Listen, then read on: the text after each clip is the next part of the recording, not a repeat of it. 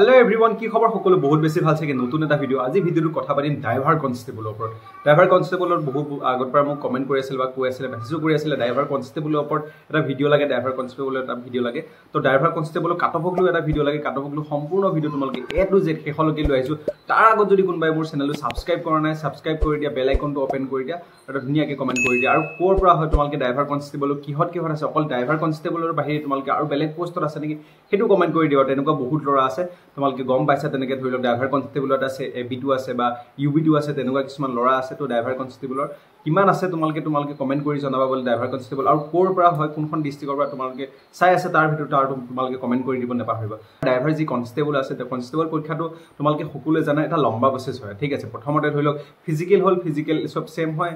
UB AB সকলো লগত তাৰ পিছত আহিলে আমাৰ ড্ৰাইভাৰ যেতিয়া আমাৰ স্কিল টেষ্ট এটা হয় স্কিল টেষ্টটো হৈ গল তাত স্কিল টেষ্টটো 10 নম্বৰ থাকে সকলোৱে জানা ড্ৰাইভাৰ গাড়ী চলাব লাগে গাড়ী চলোৱাৰ পিছত আমাৰ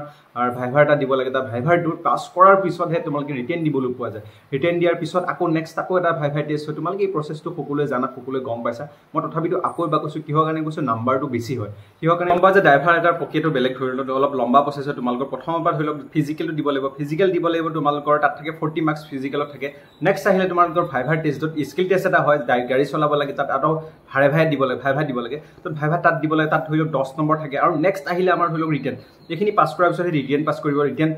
বহিব পাৰে ৰিটেনত আমাৰ ধৰি লওক 50 নম্বৰ থাকিলে টোটেল হৈ গল আমাৰ 100 মাৰ্কস আৰু তাৰ পিছত নেক্সট হৈ লওক তোমালোকে গম পাইছা দিব লাগে ভাইভাৰ টেষ্টত দিব লাগে তাত ধৰি লওক আছে 5 মাৰ্ক টোটেল হৈ গল আমাৰ 105 মাৰ্কস থাকে ভাই যি ড্ৰাইভাৰ কনষ্টেবলৰ যে টোটেল মাৰ্কসটো থাকে 105 মাৰ্কস এই 105 মাৰ্কসৰ ভিতৰত কিমান পালে পাস কৰিব বা কি কথা তোমাক আহিব মেইন কাটঅফ হেতুক লৈ পেলাই আমি তোমালোকে বহুত বেছি কনফিউজ হৈ আছে কোনোবা সুধি আছিল যে আমাৰ কাটঅফটো বহুত বেছি হাই যাব নে বহুত বেছি লো যাব নে আমাৰ লৰা ছোৱালী কিমান সৰি ছোৱালী নাই অকল লৰা আছিল লৰা কিমান আছে লৰা বহুত বেছি লৰা আছে নেকি এটা পোষ্ট দুটাকে মাতিছে নেকি চোৱা মই এটা তোমালোকৰ কথা কওঁ তোমালোকে সকলোৱে গম পাইছা যে যি ভাইভাৰ আমাৰ যি স্কিল টেষ্ট হৈছিল স্কিল টেষ্টত বহুতেই 100 জনৰ ভিতৰত 10 জন বা 10 জন মানুহে পাস কৰিছে এগেইনষ্টত 100 জন এগেইনষ্টত 10 জন মানুহে পাস কৰিছে তোমালোকে হেতু কথা জানা যি সকলে ভাইভাৰ টেষ্ট দিব গৈছে হিংগিতে গম পাইছে 100 জনৰ মাজত 10 জন মানুহে পাস কৰিছে তাৰ উপৰিও তোমালোকৰ ধৰি লওক আছিল ৰিটেনত আহিছিল ৰিটেনত কোৱালিফাই কৰিব লাগিব ৰিটেনত কোৱালিফাই কৰাৰ পিছতহে তোমালোকে ভাইভা দিব আছে এটা লম্বা প্ৰসেস তোমালোকে গম পাইছা 3-4টা প্ৰসেসত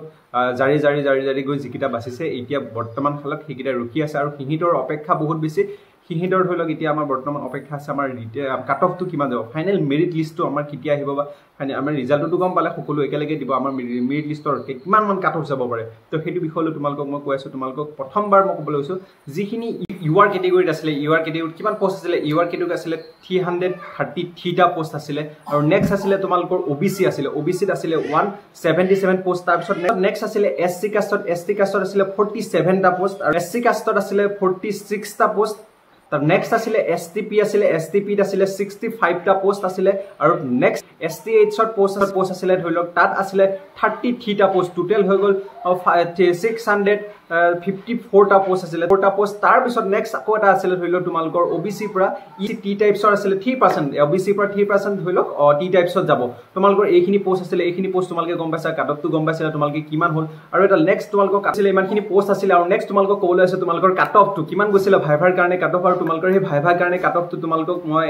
স্ক্ৰিনত লগাই দিছো তোমালোকে এটা লগাই দিছো তো তোমালোকে সাতে চাব পাৰা মই কৈ ইউআৰ কাষ্টত যেটো ইউআৰ আনৰিজাৰ্ভড গৈছিলে 64.10 গৈছিলে হিহিতৰ যাব পাৰে 68.95 যাব পাৰে নেক্সট সিকাষ্টত গৈছিলে 55.95 গৈছিলে হিহিতৰ যাব পাৰে 58.67 যাব নেক্সট আছিল তোমালোকৰ ধৰিলো এসটিপি 9.75 গৈছিলে তোমালোকৰ বৰ্তমান এতিয়া ফাইনেল কাটঅফ যাব পাৰে তোমালোক 64.27 যাব পাৰে নেক্সট আছিল এসটিএস গৈছিলে 43.67 আৰু হিহিতৰ যাব পাৰে ধৰি ফাইনেল কাটঅফ যাব পাৰে 47.96 যাব পাৰে আৰু ওবিসি গৈছিলে 57.74 গৈছিলে হিহিতৰ যাব পাৰে